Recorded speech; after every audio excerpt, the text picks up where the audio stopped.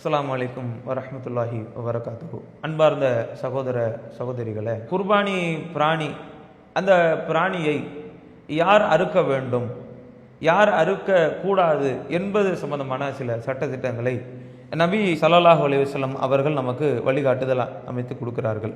குர்பானி பிராணியை பொறுத்த வரையில் யாரெல்லாம் அறுக்கக்கூடாது என்று மார்க்கத்தில் எந்த ஒரு சட்டத்திட்டமும் கிடையாது. இவங்கெல்லாம் அறுக்கக்கூடாதுன்னு கிடையாது. குர்பானி பிராணியை பொறுத்த வரையில் அது யார் வேண்டுமானாலும் அறுக்கலாம். எப்படிப்பட்ட நபராக இருந்தாலும் அல்லாஹ்வுடைய பெயரை சொல்லி அவர் பார்வையாளராக கூட வந்திருக்கலாம். அந்த நேரத்தில் கூட்டத்தில் நிற்கக்கூடிய ஒரு பார்வையாளராக இருந்தாலும் யாராக இருந்தாலும் தாராளமாக அவர் அந்த குர்பானி பிராணியை அறுக்கலாம். அதில் எந்த ஒரு பிரச்சனையும் கிடையாது. ஆனால் இதுல சிறந்த ஒரு விஷயம் என்பதை நம்ம யோசிச்சு பார்க்கணும். எது சிறப்பு? ஒரு சிறந்த ஒரு விஷயத்தை ரசூலுல்லாஹ் சொல்லி தர்றாங்க. ஆயிஷா ரலியல்லாஹு அன்ஹா அவங்க அறிவிக்கிறாங்க, முஸ்லிம்ல இடம்பெற்ற செய்தி. ரசூல் ஸல்லல்லாஹு அலைஹி வஸல்லம் அவர்கள் ஒரு கருப்பு நிற ஆடு, ஒரு கருப்பு நிறத்தில் அமைந்த கொம்புள்ள ஒரு செம்மறி ஆட்டுக்கடாவை ரசூல் ஸல்லல்லாஹு அலைஹி வஸல்லம் அவங்க கொண்டு வர சொல்லி சொல்றாங்க. கொண்டு வர சொல்லி அதை ஆயிஷா ரலியல்லாஹு அன்ஹா அவங்கள்ட்ட கட்டளை இடுகிறார்கள். ஒரு கத்தியை எடுத்து அதை நீங்கள் தீட்டுங்கள். அதே போன்று அந்த ஆட்டை படுக்க வைக்க சொல்லி அதை ரசூல் ஸல்லல்லாஹு அலைஹி வஸல்லம் அவர்கள் அவங்க சொன்ன கட்டளைக்கு ஏற்ப ஆயிஷா ரலியல்லாஹு அன்ஹா அவங்க அதே போல செஞ்சு கொடுக்குறாங்க. அவ்வாறே நான் செய்தேன்.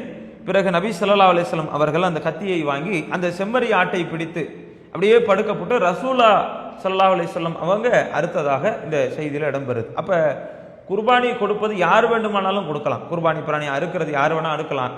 ஆனால் குர்பானிதாரர் அதை அறுப்பாரையானால் அது ஒரு சிறந்ததாக ரசூலுல்லாஹ்வுடைய வழிமுறையாக இருந்திருக்கிறது.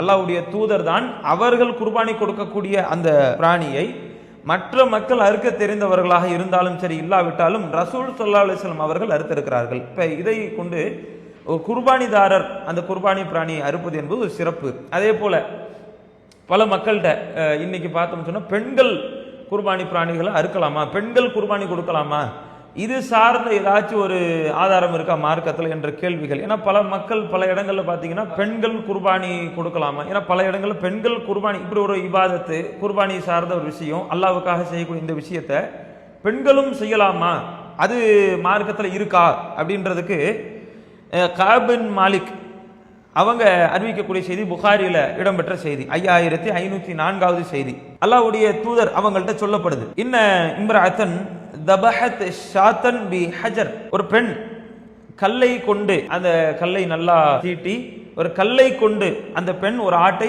அறுத்து பலியிட்டார் அப்படின்னு சொல்லப்படுது. அப்ப அது சார்ந்து ரசூலுல்லாஹ்ட்ட கேள்வி கேட்கப்படுது. ஃபசுஇல நபி ஸல்லல்லாஹு அலைஹி வஸல்லம் அன் தாலிக், அது சம்பந்தமா கேட்கப்படுது. ஃபஅமர பி அக்லிஹா, அதை சாப்பிடுவதற்கு நபிகளார் கட்டளையிட்டதாக அந்த செய்தி சொல்லப்படுது. அப்ப இதை கொண்டு நாம் பார்க்கும்போது ஒரு பெண்மணி ஒரு ஆட்டை ஒரு கல்லை கொண்டு அறுத்ததாக ஒரு செய்தி அல்லாஹ்வுடைய தூதர்கிட்ட தெரிவிக்கப்படுது. இப்போ பெண் அறுத்திருக்கிறாரு, சாப்பிடலாமா கூடாது? அப்போ ரசூலுல்லாஹ் தாராளமாக அதற்கு அனுமதி கொடுக்குறாங்க. தாராளமாக அதெல்லாம் சாப்பிடலாம், தப்பு கிடையாது, பெண்களும் குர்பானி கொடுக்கலாம் என்பதை அல்லாஹ்வுடைய தூதர் இந்த இடத்துல நமக்கு தெளிவுபடுத்துறாங்க. அப்போ பெண்கள் ஆசைப்பட்டால் அவர்கள் நியத்து வைத்து குர்பானி கொடுப்பதாக இருந்தால் அவர்களும் தாராளமாக குர்பானி பிராணியை பெண்களும் அறுக்கலாம் என்ற ஒரு சட்டத்திட்டத்தை நாம் தெரிந்து கொள்கிறோம். அல்லாஹு அக்பர், அல்லாஹு அக்பர்.